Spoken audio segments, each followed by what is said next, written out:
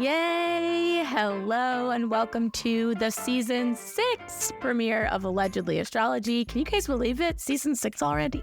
I don't. Every season, I don't believe it's a season. Each week, we break down the astrology that happened during some of the biggest scandals and events in history. If you haven't listened to some of our previous seasons, go back. There's a lot of juicy eps for you to go through. Yeah, so much content. And thank you guys for listening. We really appreciate it. And if you want to support us even more, you can subscribe to our Patreon. For just $5 a month, you can get at least 2 extra episodes. And it also helps if you would leave us a 5-star review and subscribe on whatever podcast platform you listen on. And if you leave us a review on Apple Podcasts or Spotify and DM us a screenshot of that review, we'll make you a custom meme of your big 3 and send you a quick write-up about it. We also have cool Allegedly Astrology stuff on TeePublic, so go there and check it out. And we're all over social media. Follow us. We're very active on Instagram. We're Allegedly Astrology there, and also Allegedly Astrology on Reddit and TikTok, and Allegedly Astro. It's shorter on Twitter. And you can visit our website, allegedlyastrology.com, to learn more about us and the show or book a reading with me, Dana, and check out some charts and transcripts from select episodes. So with that, Dana, what are we talking about today on our first day of season 6? I can buy myself flowers. We're talking about Miley Cyrus and Liam Hemsworth, and this was a request from Chelsea. Thank you, Chelsea. And another reason to join Patreon is because it all goes down in the DMs on Patreon, and that's where we take a lot of our episode suggestions from. But you can also DM us on Instagram. But we're not going to lie, patrons get our full attention. So we're kicking off this season 6 by diving into Miley and Liam's very on again, very off again relationship that was the inspiration for one of my favorite current bangers. So we know it's going to be a juicy ep indeed. And this decade-long, passionate love story took the pop culture world by storm and resulted in 2 engagements, 1 marriage, and 1 divorce. So let's learn about this former couple. Okay, so we're going to start off with Miley, but we all know who she is, so let's just get right into her big 3. Dana, what is it? Okay, Miley Cyrus was born on November 23rd, 1992 at 4:19 p.m. in Nashville, Tennessee. And she has a Sagittarius sun, a Scorpio moon, and a Taurus rising. So it's not surprising she's a Sagittarius sun. Sagittarius is the sign of the pop star, Britney, Christina, many more before her. Taylor, duh. Yeah, it's the sign of the pop star. And me and Elise have our Sagittarius moon, so we're kind of pop stars in our own right. In our own heads. Yeah, so much Sagittarius. Okay, so this means that we're qualified. She's gregarious, she's flashy, she commands attention. That's very much Sagittarius. It's ruled by Jupiter, the planet of bigness. And she's ruled by Jupiter in Libra. And so this means that she has like a distinct sense of style. Every person I've known who has Jupiter in Libra has like a very cool sense of style. And also, Libra is a sign of relationships and they can accommodate people. So she cares about other people. What I really focus on in this chart is her Scorpio moon. She has the moon in Scorpio. It's in the sign of its fall. And when a planet is in its fall, it means that circumstances pertaining to that planet's theme will be challenging for that person. So planets in their fall tend to like get no respect or feel humiliated, but they're not doomed. But so her moon, the moon is our emotions, and it's like what we need to feel safe. Miley's is in her 7th house of marriage and other committed partnerships, and also open opponents. So this means that she may have difficulty getting her needs met in relationships, and like everything in astrology. But she wants to be committed. Right. Well, like everything in astrology, it's more, earlier. So she's post-Saturn return now. So she's beyond that first like giant hurdle, but definitely a major theme in her life playing up to that. So like this could also pertain to being like cheated on a contract, right? Like, getting a stiff. I don't know what, like getting stiff on a contract, maybe, which I feel like she probably was from like Hannah Montana. But her moon is ruled by Mars in Cancer, which is also in the sign of its fall. And someone on astrology coined the term mutual deception when 2 planets rule each other, but they're both debilitated. So her moon in Scorpio in the 7th house may feel inclined to sacrifice herself or her power in order to make like things copacetic in their relationship, or it's at least, felt that way at some point. Also, the moon is conjunct Mercury retrograde, Pluto, and her descendant, and they're all pretty tight. It's within 5 degrees. And so Mercury is how your mind works. And in Scorpio, she's going to observe everything, want to get to the bottom of shit. I bet that she asks questions that she knows the answers to see if someone will lie to her. Ooh. And her natal Mercury, since it's retrograde, like retrograde planets can internalize relationships. Since it's in her 7th house, it would be relationships, but like as a reflection of who she is, or like maybe she was like just like, you know, likely to really internalize like all her relationships growing up. So in general, this kind of seems like she doesn't really, or at least before her Saturn return, maybe she didn't really understand the difference between compromise and sacrifice. She probably thought like sacrificing was compromising in relationships. So I could see that with this Scorpio moon in the 7th house. You have to learn a lot of hard lessons to learn that. Brilliant. I love that. I mean, you're for sure right. Or at least for the astrology. We don't know Miley, so I don't know that I'm for sure right. But this is how I would interpret that. And her moon's in tight trine to its ruler Mars in Cancer, which rules her moon in Scorpio. So both these planets are in fall. They're in mutual reception.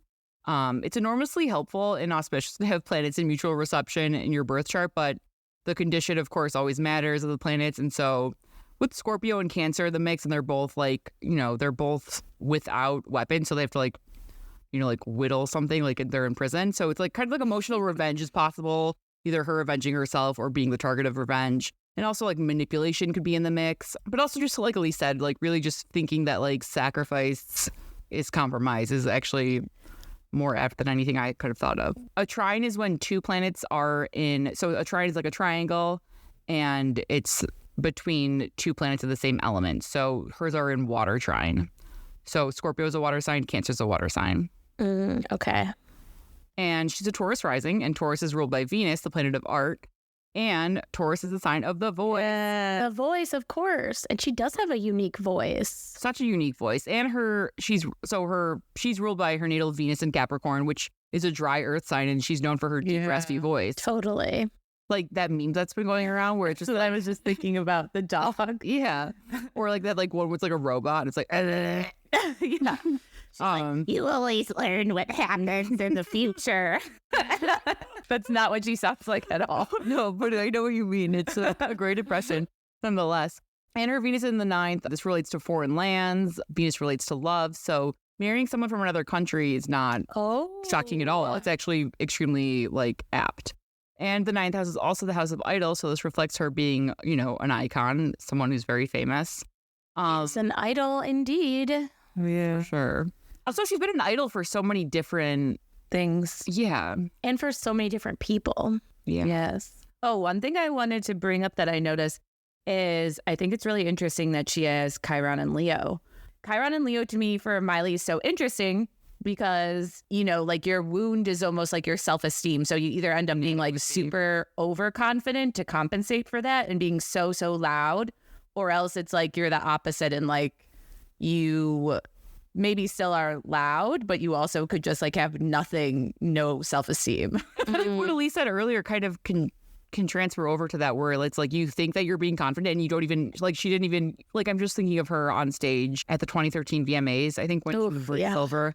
Like I feel like she like felt confident then, right? But then looking back, maybe it's like a source of something else, right? Which is very like, I'm sure. Chiron is the wound, and you might not be experiencing it. Like, I don't know. It's hard to say. Like at the time, she might have thought that that's how she was overcoming that wound. And then looking back, she's like, oh, wow, yeah, that was still me being wounded. You always have to like fight your wounds in different ways, I think. Yeah, it's so cool that we get to do that our whole lives. Our whole lives. Love Chiron.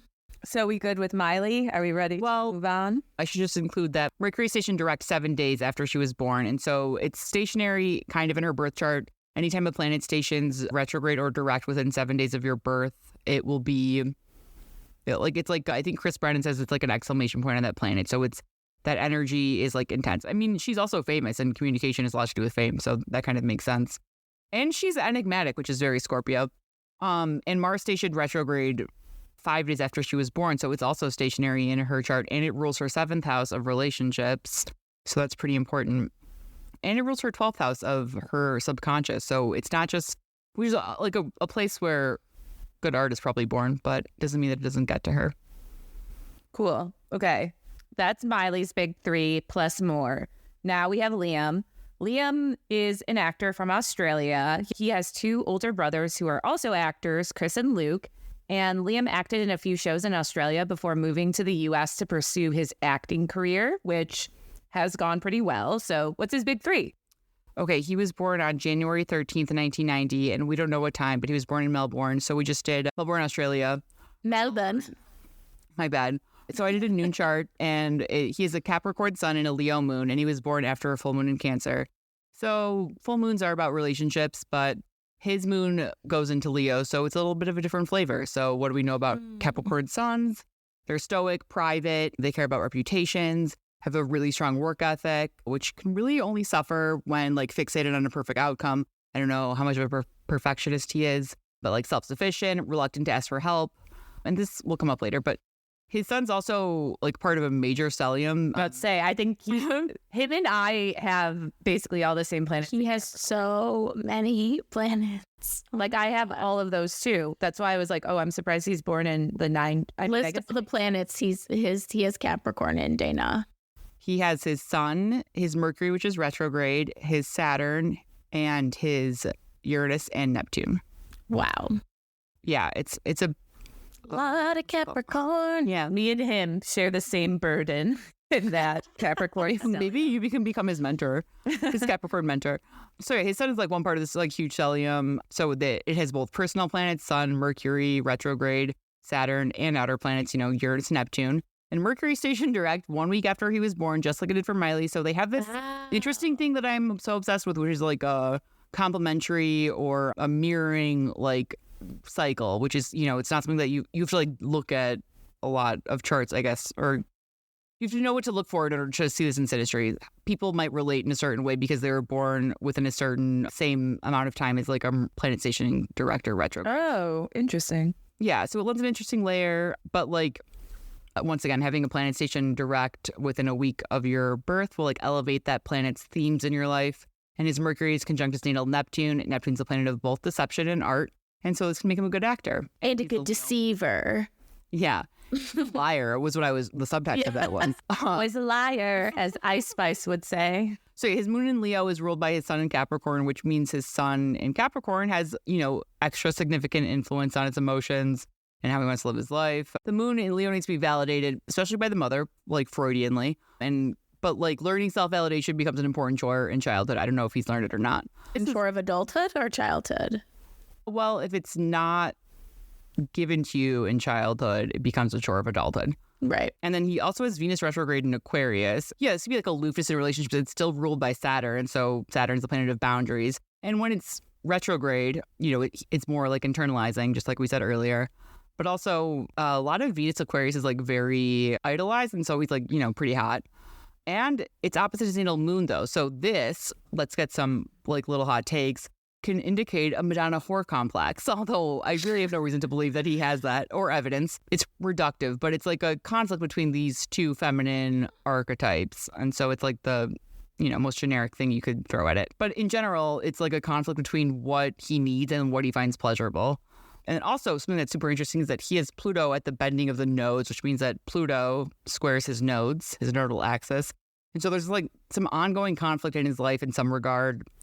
And he like may feel really inclined to like a lot of upheaval. Maybe he grew up in a culture that encouraged privacy, but also, I don't know, or like prescribed gender roles. It's just... I mean, the Hemsworth brothers are very like, I'm a man. Yeah.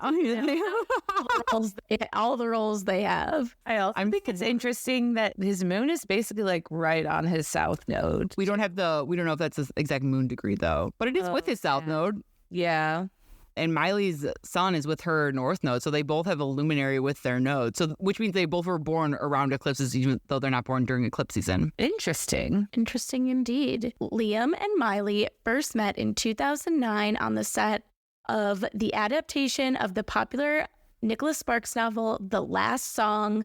I remember my sister, who was a big Miley fan, loved this movie. I watched it. It was pretty cute. Miley was 17 at the time and Liam was 19 at the time. And we played the romantic leads. So the two fall in love while filming, and afterward they're seen at an airport kissing goodbye. And after filming wraps, they confirm their relationship. However, Miley would later say she initially wasn't that into Liam during their audition. She said she was turned off by his attitude, which seems apropos. But it wasn't until later when she really got to know him that she fell for him. So, Dana, let's get into it. What is their synastry like? I'm excited. The worst crushes or relationships you can have is someone who you don't like to begin with, and 100%. God, you changed my mind. Now I feel like get it over you. So let's look at their synastry. So Miley's Venus is conjunct Liam's Mercury retrograde in Capricorn. Wow, that's intense. So once again, his Mercury in Capricorn is retrograde. It's internalizing, and Miley has his Venus, the planet of love, which means that she can sort of love him to open up, even in, and also it's in Capricorn. So it's patient. It can wait. Neither of them are prying. It's sort of just open or this feeling. Capricorn's an earth sign, so they get this unfeeling reputation, but they're a sensitive sign. They're just not loud. And they precede Sagittarius, the loudest sign. So it's like someone who's I just want to calm down. And Liam's Mars is conjunct Miley's North Node in Sagittarius, which is co-present with her Sun in her 8th house. So the 8th house definitely deals with sexual attraction. It's a house where you need to feed it for relationships. And there's this sort of lack of control there. So whenever someone's Mars in your 8th house, you might feel, I guess this is kind of a representative of having a crush on someone despite what you expected or how you initially perceived them. And so, yeah, Liam also maybe he pursued Miley and then maybe he felt drawn to her. But again, they also have so much Saturnian energy between them. I wonder what it was like. They're also very young. And Liam's North Node and Venus retrograde are conjunct Miley's Saturn and midheaven. So Liam's role in her life changed her reputation. Contracts were signed.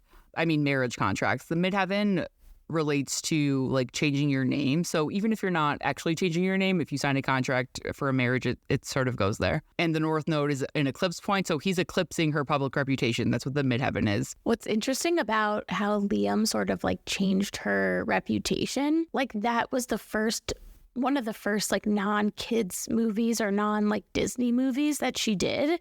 And I think it kind of catapulted her into it sort of started her process as she's a more mainstream, not just a Disney character. She's a lead actress in a rom-com, which wasn't necessarily at her age and with her Disney past. I think that was no small feat. So I think that's very interesting that Liam's role in her life changed her reputation. And I think that is definitely true. The only last thing I have to say is that their moons are square and they're in fixed signs. So once again, Liam has a Leo moon and Miley has a Scorpio moon.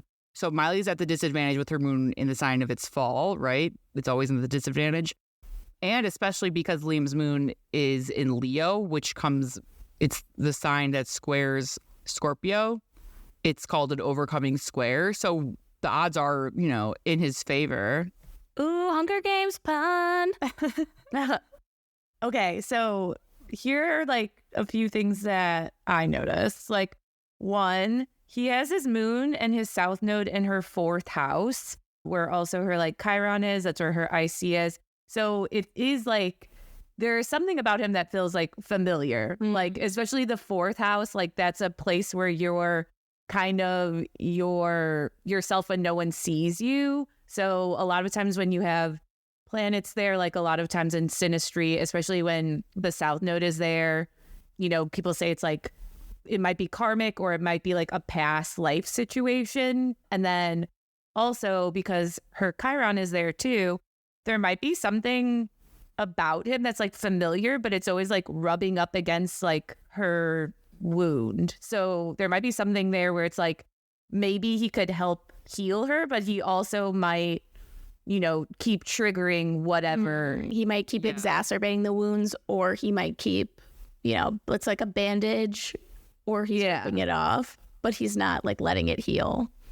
And then also his Lilith is in her 7th house, pretty close to her Pluto. His Pluto's pretty close to her moon and stuff. So I feel it was and with Mars in the 8th on her North Node, I feel they probably had insane attraction. Dana, what was their synastry when they met though? I know that was sort of their general synastry, but in the good old year of 2009, is there anything else you want to add? I do progress synastry, which is when you put two people's progress charts at the time they met around each other. So Miley's progressed Venus was conjunct Liam's natal Venus in Aquarius at 2 degrees. And of course, Venus is the planet of love. So this is pretty significant. Like, it's sort of just hitting that little mark. And Miley was in her progressed full moon in Gemini, which also happened to be an eclipse. So this is when her life was getting eclipsed. Yeah. Wow. Like literally getting eclipsed, and this person would be a part of her life for how long? 12 years? Well, 12 years is a whole cycle. That's why I asked. Oh, yeah. Interesting. Ooh, all right. Well, let's get into more of their messy relation. Okay, so try and keep up here because the relationship is pretty wild. So basically, right after they announce they're together, they break up, but then they're seen together cuddling and being very PDA. So everyone was like, what the fuck is happening? Then they break up again, and everyone was like, okay, we're getting bored with this. What is happening? And they broke up in this moment because of Miley's busy schedule. Yeah, and they continue this roller coaster of getting back together and breaking up over the next 3 years. But then, eventually, Liam gets Miley's dad's blessing. And remember, Miley's dad is none other than Billy Ray Cyrus. And he proposes to Miley with a 3.5 carat ring from Neil Lane. Remember how, like, what happened to Neil Lane? Like, I feel like he was so big in the early aughts. And anyway. Say that. But yes, he proposes on May 31st, 2012. And their wedding is tentatively set for the following summer. And Miley officially confirmed their engagement on The Ellen Show, which LOL doesn't exist anymore. But anyway, after the engagement news, there's a lot of rumors that Miley and Liam aren't doing so well. And those rumors are fueled even more by the news that they were postponing their wedding. And then Miley was seen without her engagement ring. So the rumors are like on fire, and then Miley and Liam unfollow each other on Twitter, which is never a good sign. And then 2 days later, they both confirmed that they ended their engagement. Yes. And the couple tries to move on. Miley is rumored to be hooking up with Benji Madden and even dates Patrick Schwarzenegger. And Liam rebounds with singer/actress Aiza Gonzalez. They both live their own lives, but over the next few years, whenever they're asked about each other in interviews, they have nothing but good things to say about the other person. So Yes. They keep it sweet. They keep it sweet, keep it nice, a teenage version of conscious uncoupling. So it's not that surprising when they are seen making out in Australia over New Year's. So what's going on when they're seen rekindling their love, Dana? This was January 2nd, 2016 in Byron Bay, Australia. And so Venus stationed direct 26 days after Liam was born. And so age 26 carries Venusian themes into his life. And so he turned 26 in 2016 in January. So Venus is literally stationing direct in his progress chart at this time. This is a real, like, bowling all strikes or whatever. So yeah, Mercury stationed retrograde 3 days after they were seen together on January 5th, conjunct Liam's Venus retrograde. So once again, this is like extra highlighting Venus. Whenever you get like multiple signs that something is being activated in astrology, it's like sort of, winning. And Mercury's the planet of communication. When it stations retrograde, like conjunct Venus, the planet of love, past relationships are likely to surface, along with any other unfinished business, especially in terms of relationships or art, whatever. Jupiter stationed retrograde 6 days later in Virgo. So this is significant because they both have Sagittarius placements. So it's in like a sign where it's willing to work, since Jupiter in Virgo is in detriment, which also kind of suggests that they are in over their heads. As most 26-year-old whoever they continue to be. Yeah. And this is also 6 days after Uranus stationed direct in Aries. So sort of Uranus in Aries was like, go, go, go. It's also very hot. It's very charged. It's a fire sign. It's like being born anew. And also maybe they're both taken surprised by it, since Uranus is the planet of surprises. Aries is the first sign of the zodiac. Like Uranus in Aries, it was like a time when a lot of new things happened that maybe people weren't ready for. There are also several tight squares between Libra, the sign of relationships, and Capricorn, the sign of commitment. So Capricorn's like significant for both of them. Liam has his sun there, his Mercury retrograde, his Neptune. Miley has her Venus. So the moon was in Libra, which is a great sign for relationships for the moon to be in. It's also conjunct Libra. So it's sort of maybe like, I wonder if not like revenge was being had, but maybe like there's sort of like feeding this, like they said, of course, like they're media trained. So maybe this is sort of like we're, doing something that no one would expect. It's opposite Uranus and Libra. and it's with the Mars at 29 degrees Libra. So it's sort of like this impulsion to give in to maybe what you can't like stay away from. And then really like cool is that it's the last quarter moon in Libra. So this is sort of like a now or never for relationships. Once again, Libra's a sign of relationships. Last quarter moons are when there's this push to sort of either finish something or like really like complete a cycle. Plus it occurred a few months before the eclipses moved onto the Virgo Pisces axis. So it's the last quarter moon in Libra, like it has an eclipse flavor to it because the last eclipse of that series was on March at 3 degrees Libra. So it was a full moon, which is the lunation of relationships. It must have been so intense, and also like nothing's more of like a let's give it another go around like New Year's Eve. Like the energies were aligning for them to give it another go for sure. Sure. Also, like she's born at like Thanksgiving. He's born like 2 weeks after New Year's. It's sort of like they're both thinking about their age, right? The Sun and Pluto were in Capricorn, which is also major for them because the Sun is the spotlight, Pluto's intense, and horny. And it's on Miley's Venus and with Liam's Sun and Mercury and his Saturn. So there's like this love, there's commitment, there's like this spotlight, right? Like we can't get away from each other. Like Mercury retrograde, if you have that in your chart, like if something reminds you of something, like you're probably just like, it's like clawing at your, mind all day. So that's what Miley was doing. And I love it. Yeah. I feel like that makes a lot of sense for like not only giving their relationship another go, but like sort of taking a new step in their relationship too. So Miley and Liam shack up together. However, things get tragic when they lose their Malibu home in a California wildfire in November 2018. So, everything Miley had in this moment was destroyed, but luckily her pets and Liam are okay. Yes. And I just want to note that when we say pets, we mean 4 horses, 2 pigs, 7 dogs, and 3 cats. And allegedly, Liam saved them all himself, which Miley told Jimmy Fallon she found to be sexy. Honestly, I could see that. Like, this guy saved all your animals in a fucking wildfire. Like, yeah, that's not as hell. Understatement of the fucking century. Yeah. But this fire would come to be a very big deal in her life. So we're going to do the chart for this fire, but we're going to cover that chart on our Patreon. So head over there and become a patron if you haven't joined already. Otherwise, we're going to continue on with this sordid tale. So just about a month after they lose everything in the fire, Miley and Liam bust a surprise marriage announcement on us. They share a black and white photo of them cutting a wedding cake, and it would later come out that they exchanged vows at their Tennessee home. So, Dana, what was going on the day that they got surprise married? They got married on December 23rd, 2018 in Franklin, Tennessee. And the first thing I thought was that they definitely did not hire an astrologer to look this chart. Oh my God. Tell me everything. It feels impulsive as fuck. I mean, obviously, literally, they're like everything they had burned down, and a month later, they're like, let's just get married. Yeah. So on December 22nd, there's a full moon in Cancer. And in isolation, that's a great day to get married, but there's so much else going on.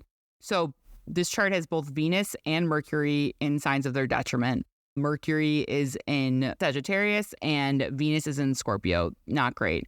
Mercury sets a tone for communication in a marriage. And so being on the same page, like when you get married, is important. Like wherever the Mercury placement is, you want to get that, in check.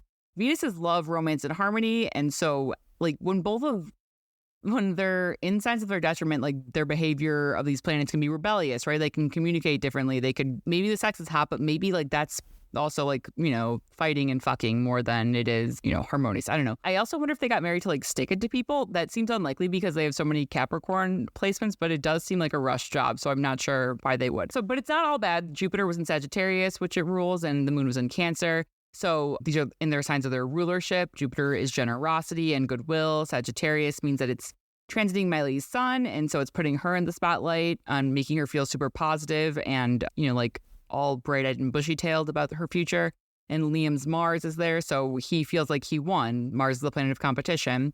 And the moon rules Cancer, so the moon is emotions. And when you're getting married, you want the moon to be in either Libra, Taurus, or Cancer. But these 2 placements cannot save a debilitated Mercury, which is like, your communication, and Venus, which is love. So not only is Venus in detriment, it's stationed direct in Libra 37 days before. So it's not stationary in the chart, but it's still moving slow. So it's sort of like maybe like things don't progress in the way you expect them to, or maybe, like you don't get over fights as quickly as you would hope, right? Like these things can seem insurmountable. So the final dispositors of this chart are Jupiter and Sagittarius. All the planets are either answering to Jupiter and Sagittarius or Saturn and Capricorn. And these are the rulers of their two sun signs. So I really do understand if they both felt optimistic, if Miley felt optimistic, and if Liam felt ready to commit, because that would be in line with their sun signs. Miley being a Sagittarius, Liam being a Capricorn. Interesting. Like Dana said, they did not hire an astrologer to elect this chart, and the marriage did not last. Just 8 months later, they broke up and filed for divorce. They cited the classic celebrity irreconcilable differences as the reason for said divorce. Then following the news, there's a ton of rumors saying that the reason was infidelity. It didn't help that Miley went on vacation basically immediately after the news with Brody Jenner's ex, Caitlyn Carter, and was photographed making out with her, but Miley denies any cheating. Yeah. That was when Miley kind of started to spiral a little, but Miley and Liam's marriage was indeed short-lived, but we still need to know what their Davison chart looks like. Sarah, will you remind us what a Davison chart is? This is like the chart of the relationship in action. Right. You can perfect it. You can progress it. You can do all these dirty things we do to. And it basically, how do you do a Davison chart again? You like find the middle point between each person's. Right. It's exactly the middle point between the two birthdays, the 2 hours. So we don't know his hour, so we don't have any rising.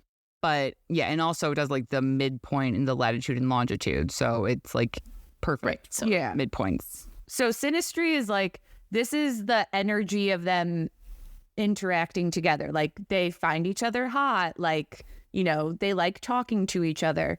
But a Davison chart and a composite chart are going to show you like this is the relationship, how they are together. Yes. You're giving a chart to the relationship. Like the relationship is a person/chart you're like analyzing. So yeah, that's what like a composite chart is like static or symbolic, I should say, whereas a Davison chart is like a living chart. Anyway, we're here to live, not to be static. So Dana, break it down. What is their Davison chart? So their Davison chart is for June 19th, 1991. This one's for 11:39 p.m. UTC at a midpoint, probably in an ocean.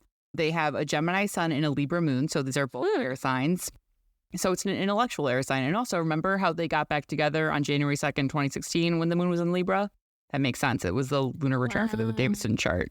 So air signs are all about human connection. They like to talk and they like to keep things light. It's like refreshing and fun, but also the sign of Gemini is always looking for its twin, and Libra is all about relationships. These are the two signs that represent symmetry. So if you're getting any plastic surgery, definitely book it when the moon is in one of these two signs. That's just an aside. What I really like about this chart, though, is that there's a triple conjunction between Venus, Jupiter, and Mars and Leo, and they're all pretty tight. So this relationship, I think, thrives on love, but is very sensitive. So Leo is ruled by the sun. The sun is the heart, both literally and metaphorically. And Leo is a sign of love because of that. So Venus rules, once again, love and relationships. Mars is sex and power. And Jupiter is generosity, positivity, and what you can believe in. So this triple conjunction is like enough power in a relationship to like, in many cases, to keep it going. But Leo's also the sign of the self. And so they met when they were young. They were still developing their like sense of self. I wonder if this relationship, made them, was like more of a crutch or like made either of them feel more like themselves than it did like a partner. So the sun's in Gemini, the moon is in Libra, and Saturn is in Aquarius. So it's an air trine. So we have, a really nice air trine. There's intellectual conversations. They connect on multiple levels. And when it's good, but there's also maybe a lot of rationalization for when it's not good. And then there's this fire for passion, intensity, and love from the Leo. But I just feel like there's not a ton of balance here elementally.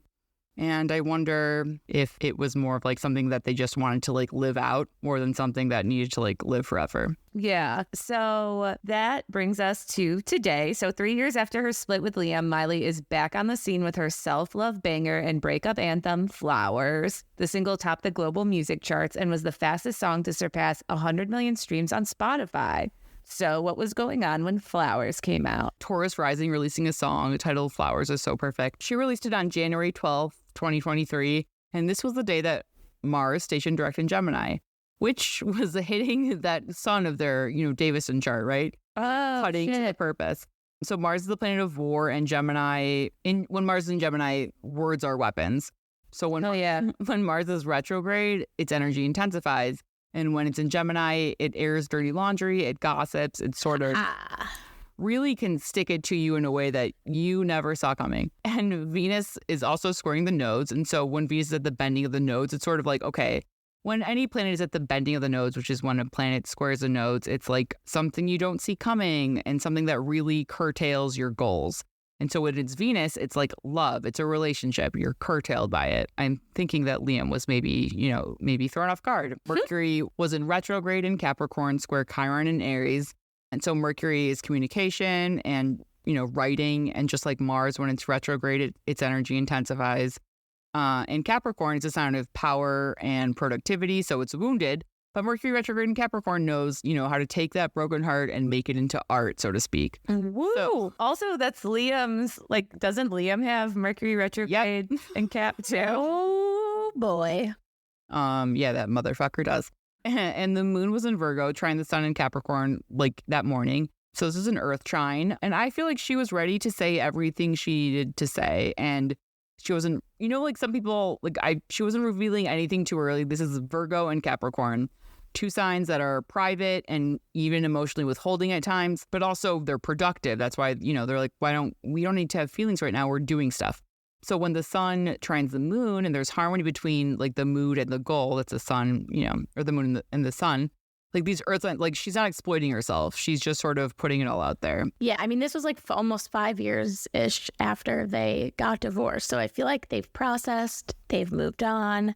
And she was able to just crank out this banger that we're all so grateful for. Yeah, it gets the message across. The single was released on none other than Liam's birthday. So people were like, because that's Scorpio fucking moon in action. Love that.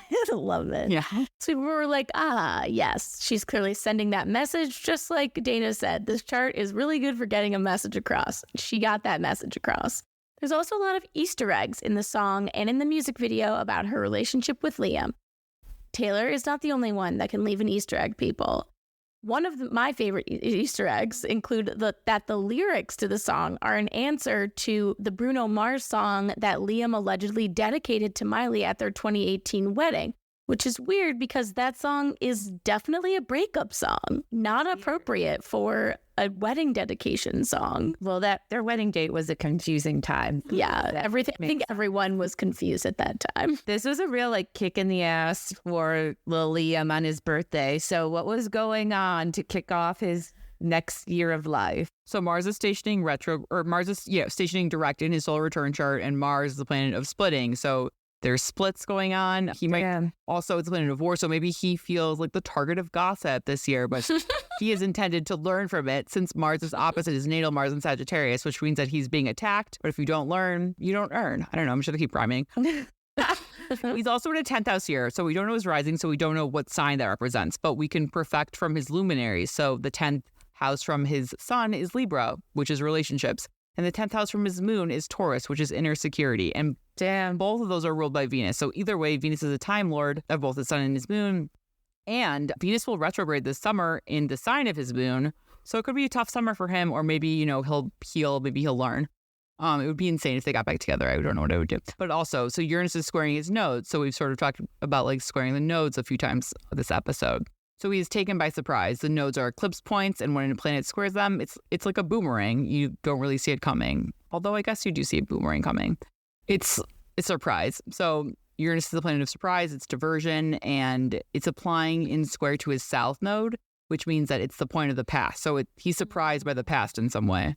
And so I think he was caught off guard, either by the song or how much attention it got and continues to get, because he does not like to be humiliated. That's for sure. With his sun in Capricorn and his moon in Leo, these are the two signs that hate to be humiliated. I mean, it was probably a rough few weeks for him. Yeah.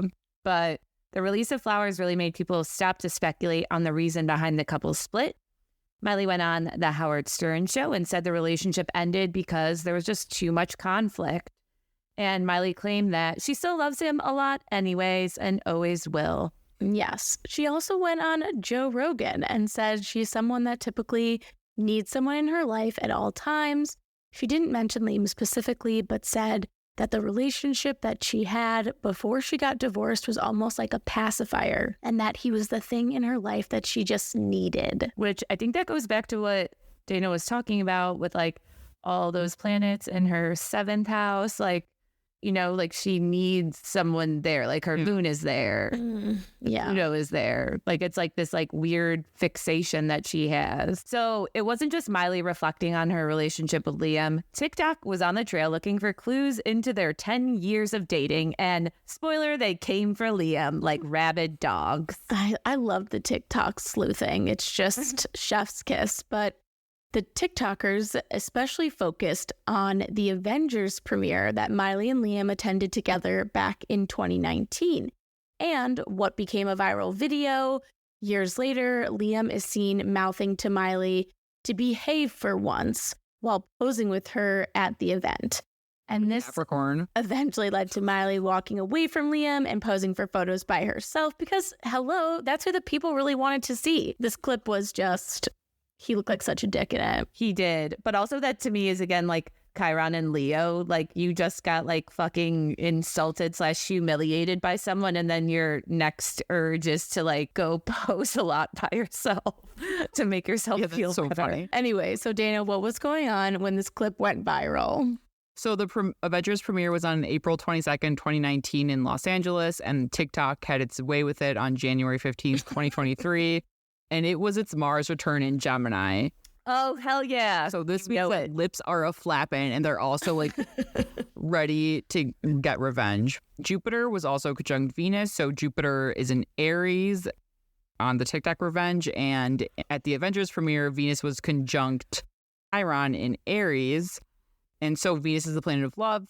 Chiron is the planet of wounds. And Aries, they're ruled by Mars, which is the planet of cutting. So this reflects like Miley getting her feelings hurt and feeling like, oh, like there's something wrong with me. But Jupiter conjunct this Venus-Chiron conjunction is like TikTok avenging Miley, right? Jupiter is goodwill. Yeah. It's like the masses, sort of like what do we believe in? And so it's like, hey, like you can be born again. It's a planet of generosity and gratitude. Also, the moon was opposite. The moon was in Scorpio when TikTok, you know, had its little day, opposite the sun in Sagittarius, or the sun in Taurus. So it's sort of like this, you know, like reflection, like now you get to see yourself and what you did to her. Because what a full moon does. Fool. Yeah, you witness, like you have to see the whole of the situation. It's illuminating. So today, Miley is rumored to be dating musician Max Mirando. She's 6 years older than him, but they seem to get along really well because they both like bonding over music. And Liam is dating model Gabriella Brooks. Venus in Capricorn is good at dating younger or older. Oh, interesting. We are clearly on Team Miley, if you guys couldn't tell, but stay tuned for next week's episode. And in the meantime, remember to sign up for our Patreon for just $5 a month. You get 2 extra episodes and get that extra bonus Miley chart. And with that, I'm Elise. I'm Dana. And I'm Sarah. And this is Allegedly Astrology. Put on a train at LAX with my jeans and my cardigan. Oh my God, I thought it was with a dream and a cardigan. Oh, yeah, with a dream is the cardigan. Actually, no. Well, okay, success. Am I gonna fit in?